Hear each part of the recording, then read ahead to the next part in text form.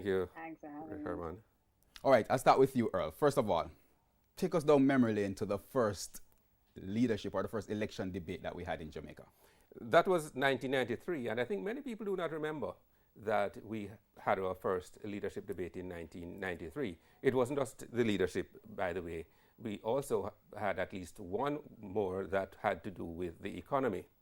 So you had Mr. Siag and Mr. Pattison debating each other, and you also had Mr. Bruce Golding, who was the opposition spokesperson on finance at the time, and Mr. Hugh Small, who was the Minister of Finance. So that was 1993. The circumstances were those in which civil society was coming alive and demanding more from the government and from the opposition in terms of being responsive to the people of Jamaica.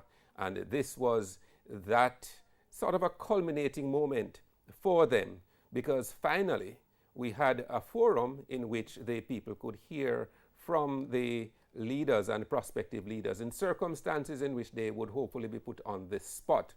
Now, there was a buzz in the society about this first debate, so much so that here at RJR, when we were just radio, we really went all out in terms of promoting this debate and covering it. And I think we do have the promo that we carried specially developed for that event. From the green corner, fighting out of the camp, the Jamaica Labour Party, the challenger, Edward Philip George Siaga. And from the orange corner, fighting out of the camp of the People's National Party, the champion, Percival James Pattison. I am anxious for that debate. I'm ready anytime. As the conscious leader, I am looking forward to facing the unconscious leader. Turn on your radio. And we're going to see who is conscious from who is unconscious, from who the people are preparing to send into a permanent political coma. Let's get ready to rumble! I like it. That's the voice of the inimitable Lance Whitaker, who was with us, head of our sports department at the time, and a keen boxing fan and commentator. So the boxing terminology was quite appropriate under the circumstances. Yeah, I mean, hearing it now, I love it. But yes. what was the response from the public then? Can you remember? Well, just in general terms, to say it helped to build the excitement and the momentum. Obviously, we were not expecting them to come to physical blows, but certainly in terms of the contest of ideas, that was something that the members of the public were looking forward to. And in fact, what I would say is that I do not remember the details of the leadership debate, but I will tell you one thing about the debate between the Minister of Finance and the opposition spokesman on finance at the time, Mr. Golding and Mr. Small, Mr. Golding being the opposition spokesman. Mm-hmm. In terms of debate tactics, what he was able to do at the very end when they were doing their closing remarks is that he then pulled for an issue that had not been discussed at all during the course of the debate. If it was 90 minutes, this particular matter did not arise. And he raised that issue at the very end in circumstances in which, under the rules, the Minister of Finance himself was not able to respond. And so that is one of the things that sometimes debaters will do in terms of wanting to get home a telling point at the very end, because the rules are so constraining. And so that was a very interesting end to that particular debate, the one focusing on the economy. The economy at the time. I want to get back to you about the rules of the debate, but before I do that, Jody, and we haven't forgotten you. Do you remember that debate back in '93? Oh, geez, no, absolutely not. I was much too young. And I don't think I started paying attention to debates until around the 2011 elections, when we had those debates. So for me, I don't have an appreciation of them being long-standing, but certainly have an appreciation of people looking forward to the debates and thinking they were important. And so the absence of the 2016 debates was something that was greatly spoken about because of what had become something that had been traditional for many people. All right, a norm and expectation. All right, back to you, Earl, because I want to kind of get an idea of the impact then. As far as the voter turnout was concerned now, do you think that it influenced in any way? What was the I don't know if you have the No, figures. I don't have the figures with me, but bear in mind that this was Mr. Patterson's first election as president of the People's National Party and then Prime Minister for a year. He had succeeded former Prime Minister Michael Manley by virtue of an internal PNP election to fill the presidency, as Mrs. Simpson Miller did later when she succeeded Mr. Patterson. So, and it was also during those circumstances in which the JLP was suffering one of its fractures. And so there was a significant turn-off of traditional JLP supporters and a swing to the People's National Party. The PNP won a massive victory in that election. In fact, it eclipsed its own bitter loss to the JLP in 1980 by one seat, meaning the JLP had defeated the PNP 51 to 59 out of the 60 seats in 1980. In 1993, the PNP gained 52 seats to the JLP's 8 seats. But as far as the direct voter turnout is concerned, I don't have the figures now, but it really was an election in which people were indeed energized.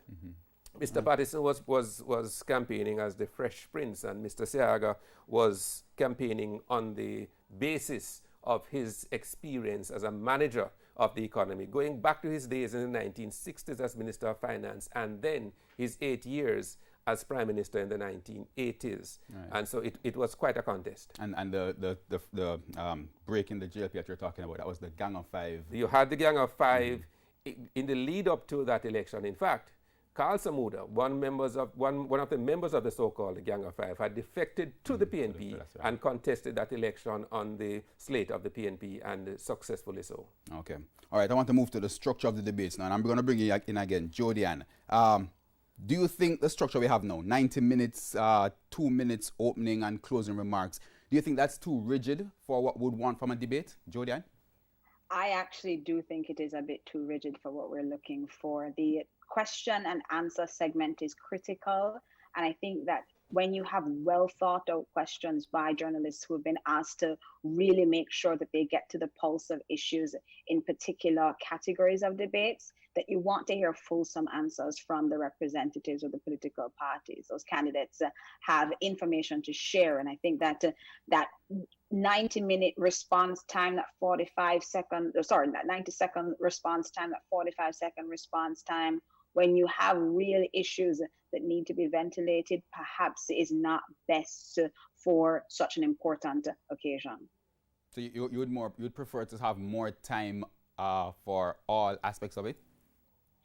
I think that you need to be able to give individuals enough time to fully answer. Though there is a debating style, there is a responsibility of each of the debaters to make sure that they get their points out first. I think that maybe we could look at expanding that time a little bit. It's quite a long time to watch the debates, an hour and a half. And for many people, they told me that they fell asleep or they didn't get to watch all of it.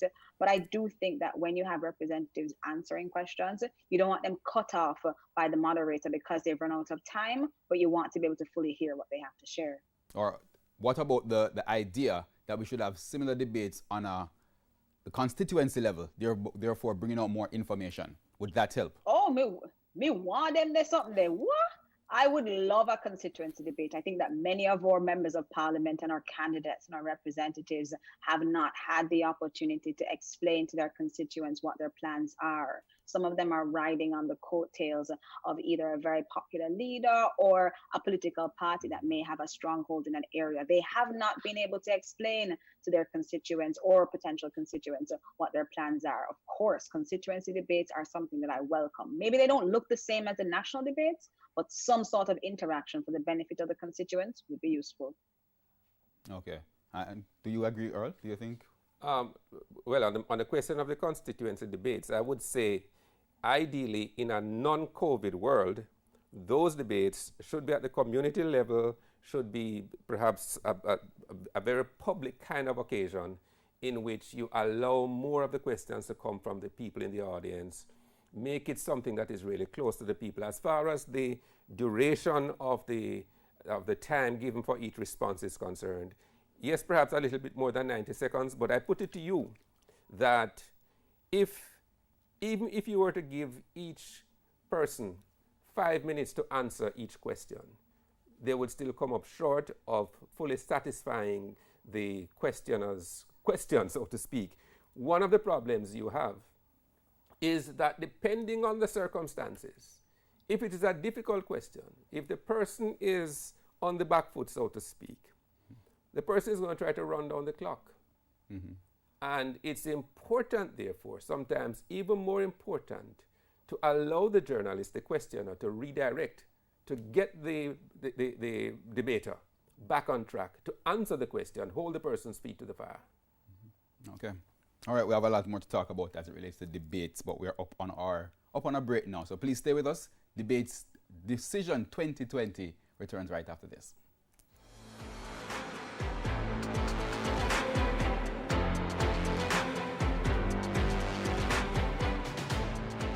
The date is set. The general elections for the year 2020 is therefore Thursday, September the 3rd, 2020. Even with the COVID-19 pandemic, TVJ News has every beat covered.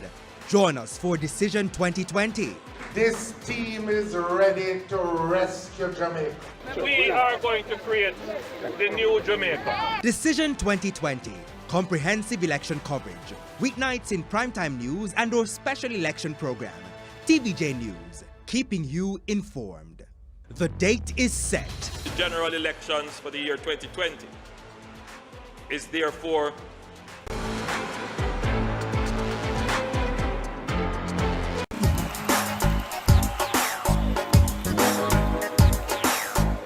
He has watched with deep concern the events that have transpired over the past 10 years or more.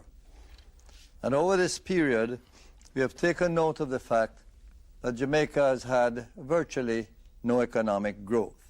And we're the only country in the free world with that experience. Over this period, we have borrowed much more than is readily repayable. There's a theory that it takes cash to care. We think it's very important to get the finances in balance, but at the same time, there are needs of the people, the poor, the elderly, the dispossessed, the homeless, the disadvantaged, which have to be addressed. we have put forward, and I don't think that anyone has been as strident as we have been on this.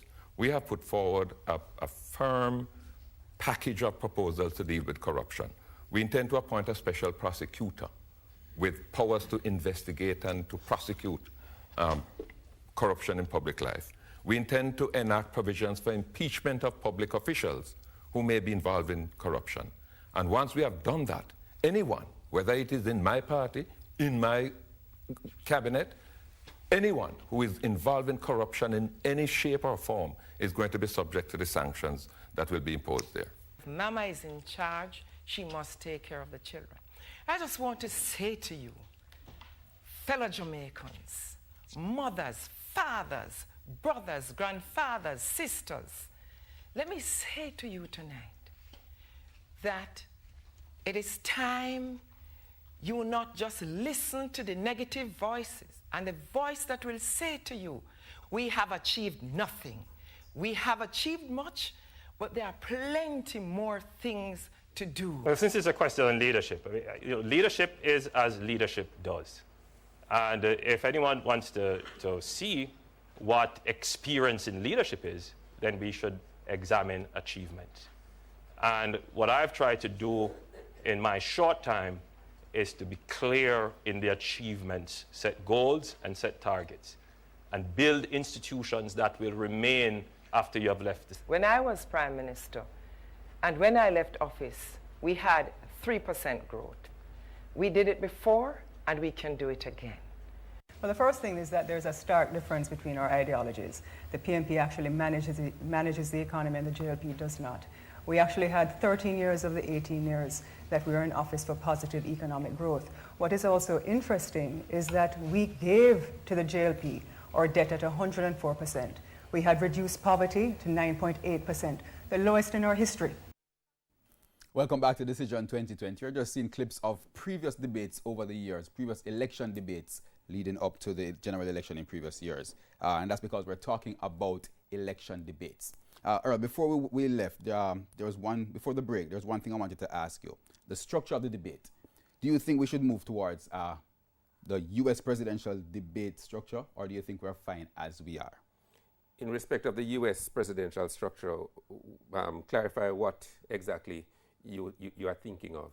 Well, basically they start with, for each, the Democrats, the Republicans, you have the general spread of it, and they basically debate down to who leads, and then the two representatives.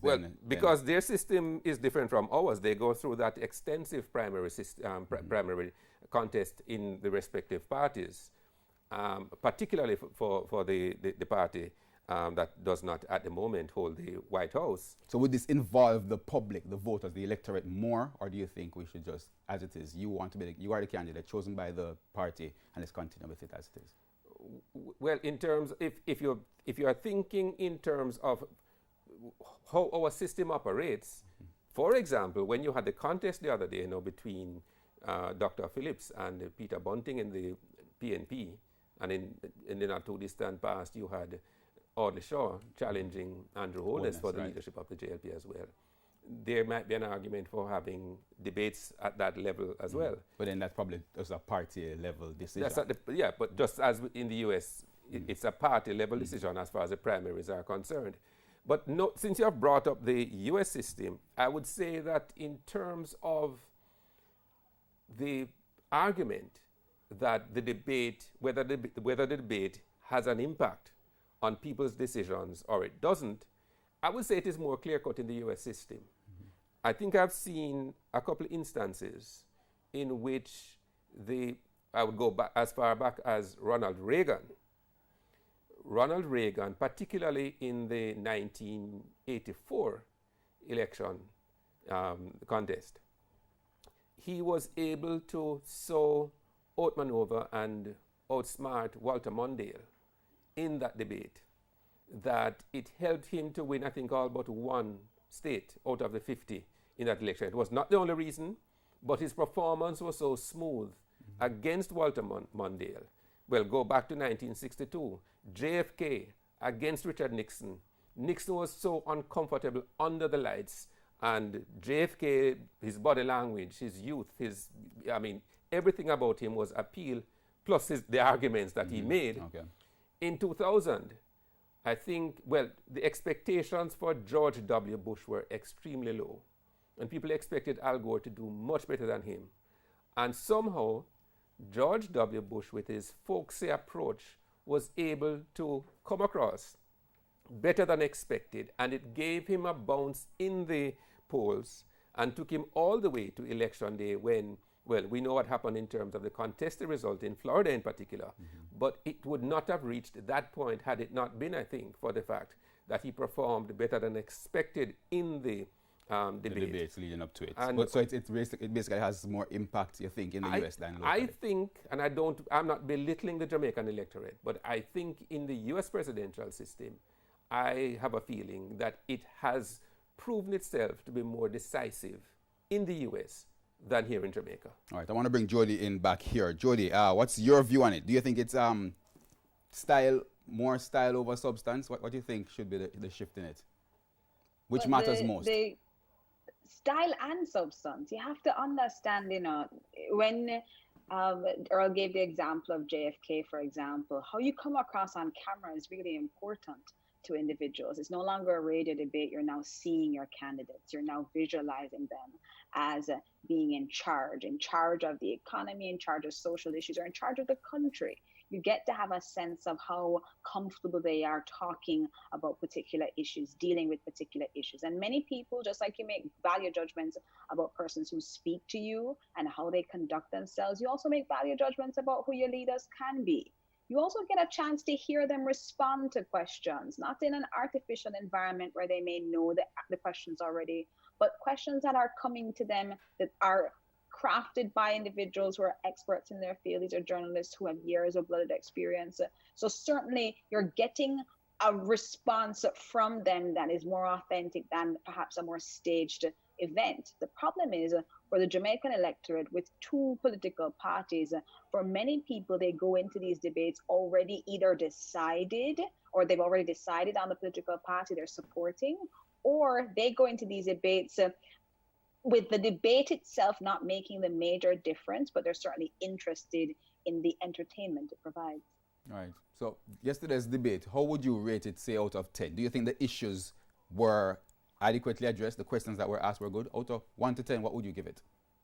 I think the questions that were asked were very good. And Earl made a point about the allowing journalists to redirect where questions were not being answered. That was highlighted yesterday as an important thing that the debates provided, where politicians want to give you political speeches, but when you ask them specific pointed questions, you want specific and pointed answers. Out of 10, I would give it a 6. I think that there were some issues that came out. There were some things that were able to be explained, but I don't think either party was able to, throughout the entire debate, manipulate their manifesto in such a way that it helped Jamaicans better understand what their policies were as coming before the country. And I don't think that in totality, either party can say that it won the debate. It won hearts and minds yesterday, especially from undecided voters. Now, what would you say? Which party you think, which team would you say came out on top? Me? No, sir. All right. Who do you say that came out on top? I think it depends on what you are looking for. There were some who said the Jamaica Labour Party did a very good job of staying on message. They certainly had a split among the candidates as to who was dealing with particular issues. Some speakers resonated better than others, and certainly there were some who had preferences there. For the People's National Party, you saw Lisa Hanna especially coming to the fore. You had two alternate candidates who were put forward for the People's National Party, and they conducted themselves well in the debate. But there were some low points in the debate, as you highlighted at the very beginning of the show, points that detracted from the general conversation in the debate, and in fact raised some worrying issues. And we looked at the answers to mental health, for example, and the use of a mother who had died through very unfortunate circumstances as a political tool in the debates. All right. Same question to you, Earl. How do you rate the debates out of 0 to 10, and who you think came out on top? I'll refrain from trying to choose a winner or to apply a score. What I would say is that it was mostly about avoiding damage to their party and the party's prospect, the two of them. And so that is why I believe that they were cagey about these things. I agree, by the way, with Jody that you need to avoid some of those low points that she highlighted. Mm-hmm. And I think the unfortunate thing is that is what some people came away from the debate thinking about more than anything else. So you don't want that to happen either. You want to focus on the points. Yes, you want to score points. Yes, you want to put your side in as favorable a position as possible. But you should also make sure that you, as far as possible, stick to the questions, answer those questions, and give the voters an opportunity to come away with a perspective on you and your party that says this person is serious about the issues, this person understands these issues. And while I think overall that might have been achieved in a general sense, I think more could have been made of the opportunity to respond to the questions, which I thought were good questions. And like Jody, I come back to the question, to the importance of being able to redirect when they are either deliberately seeking to evade the question or they have gone off on a tangent, perhaps unintentionally. Mm-hmm. All right. Social issues behind us. Tomorrow we have Nigel Clark of the JLP, the finance minister, and PMP's Mark Golden talking about the economy. Jody, I'm going to start with you. What do you expect tomorrow? That's the one I'm looking forward to. I think that you have two very evenly matched individuals there for a national debate who will be able to explain the differences and similarities of their parties as they take a look at COVID recovery and how the economy deals in the next 4 to 5 years with the fallout that we've seen from COVID-19. These are very, very competent men who will be having the stage tomorrow. And certainly I am expecting a robust debate, one that sticks mostly to issues. I'm not thinking it's going to be a pure debate. I do believe there'll be some political quips and jabs in there, but for the most part, if they do a good job of breaking down what their plans are, explaining to the country what they're hoping to do, and showing that they have a plan, a detailed, well thought through plan that deals with COVID-19, it should be a really good debate. All right, good. Earlier, almost out of time, but your expectations for tomorrow? Well, first of all, I think these are two men who actually respect each other. And I believe that that should have a positive bearing on the debate. The thing about this debate as well is that so many of the other issues hinge on what we do in terms of the economy. And the two parties have put out their proposals. Many of them, some people might question the viability of some of these proposals in their manifestos. Now, here is an opportunity to question and challenge them on these and have them defend and justify their proposals. All right, and we look forward to that tomorrow. Of course, that's 9 o'clock tomorrow. And it will start, or we'll start our pre-debate show at 8:30 p.m. That's where we have to leave Decision 2020 for this evening. Please remember to join us tomorrow for that debate. As I said, the pre-debate show, 8:30. Debate is at 10, and we also have a post-debate show. That will be at 10:30 p.m. I'm Herman Green. Thanks for watching Decision 2020. Good evening.